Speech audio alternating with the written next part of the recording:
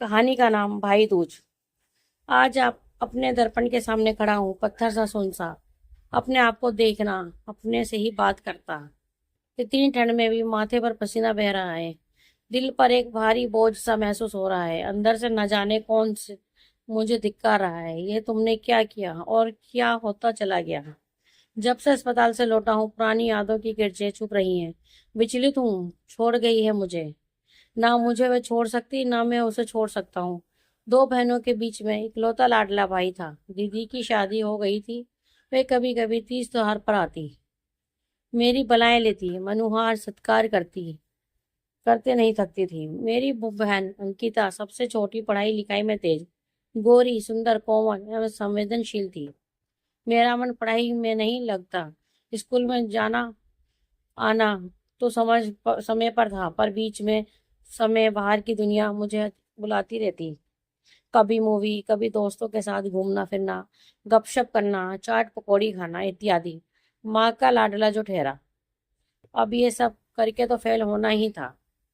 माँ के द्वारा बात बात में अंकिता की तारीफ सुनकर मेरे अंदर एक हीन भावना पनपने लगी थी। जैसे जैसे वे ऊंचे पद पर चढ़ती गई, मेरी ईर्ष्या बढ़ती गई चली गई। उस रक्षाबंधन को वे पीला टॉप और छोटी छोटी बिंदी से बड़ी भरी स्कर्ट में प्यारी भोली भाली गुड़िया सी लग रही थी।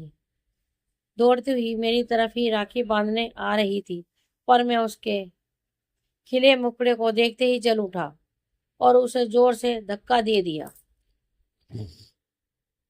वह लोहे पर जा गिरी। उसका माथा फट गया था। खून बहता देखकर भी मैंने ना किसी को बुलाया, ना ही उसे उठाया। वक्त के साथ उसका घाव भर रहा था। वह मेरी तरफ देखती, पर मैं अनजान ढीठ बेशरम बना रहा। अब तो धीरे धीरे उसकी दुखती रग को छेड़कर मुझे आनंद आने लगा था। माथे पर गहरी चोट के स्थायी दाग देखकर मैं जब तब गाने लगता है, ए चांद तुझ में भी दाग है। अंकिता एकदम शांत रहती और उसका शांत होना मेरे अंदर उफान ला देता। शादी के बाद अंकिता का जीवन कष्ट में था। परिवार से परेशान त्रस्त होकर जब भी वे घर आती तो डर लगने लगता। कहीं इस मकान में अपना अधिकार तो लेने नहीं आई, कहीं माँ को भड़काने तो नहीं आई। जिंदगी खुशी खुशी दौड़ी जा रही थी। एक दिन माँ ने कहा, अंकिता तुम्हें याद कर रही है, काफी बीमार है, एक बार उससे जाकर मिल लो। अपनी अमीरी के अंधेपन में, दौलत के लालच में अंकिता के का घर पर आना जाना मैंने बंद करवा दिया था। सालों मैंने उससे कोई रिश्ता नहीं निभाया। माँ के बहुत जोर देने पर आखिर मेरे पैर अस्पताल की तरफ मुड़ ही गए।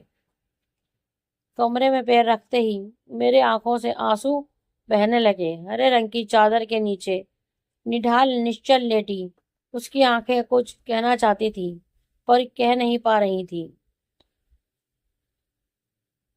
ग्लूकोज की टप टप गिरती बूंद मुझे चिढ़ा चिढ़ा कर जता रही थी कि पाइप के सहारे उसके हाथ की रक्त वाहनों से गुजरती हुई ये बूंदें धीरे धीरे उसके शरीर पर एकाधिकार कर रही हैं। पूरा शरीर मिट्टी के ढेर में बदल रहा था। अपने स्वाभिमान में जीने वाली अब अपनी मर्जी से बोल भी नहीं सकती थी। उसकी दशा देखकर मेरा शरीर कपकपाने लगा।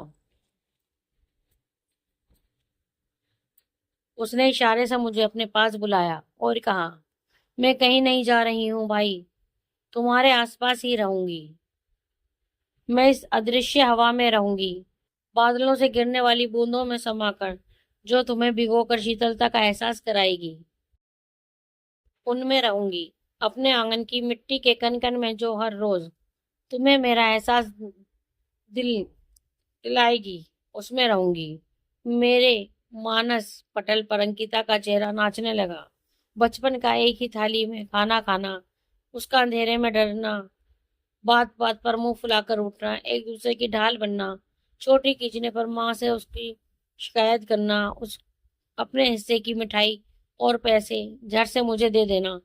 काश वे समय वापस आ जाए, जब हमारे बीच कुंठाओं की नागफनी नहीं थी, ईर्ष्या की दहकती दाग नहीं है। अब क्या करूं, बचपन में पॉकेट मनी भी पूरी नहीं पड़ती, तो उसी से लेकर मौज मस्ती करता था। उसी अंकिता के कष्टों से मैंने कोई नाता नहीं जोड़ा। माँ मुझे जितना डांटती उतना ही मैं उसे रुलाता चिढ़ाता था। कब मेरा गुस्सा नासूर बन गया मुझे पता ही नहीं चला। मेरे भाई, बातें अचानक थम गई थी। मुझे अपने आप से घृणा होने लगी। मुझे रोता देख माँ बिफर पड़ी। अब रोने से क्या फायदा, आखिर तू चाहता क्या था? जिसे तूने इतनी तकलीफ दी है, पता है उसने क्या किया? मैं मकान का चौथा हिस्सा उसको देना चाहती थी, पर उसने इनकार करते हुए कहा, नहीं माँ, मैं और भाई एक ही बाग के फूल हैं।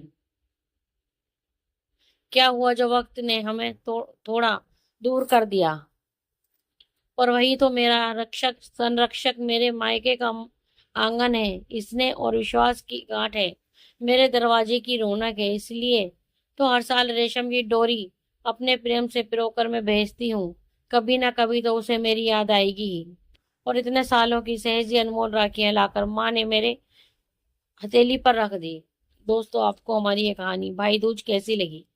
प्लीज कमेंट में हमें जरूर बताएं। अगर कहानी आपके दिल को छुए तो अपने दोस्तों के साथ शेयर करें और हमारे चैनल को लाइक एंड सब्सक्राइब करना ना भूलें। धन्यवाद।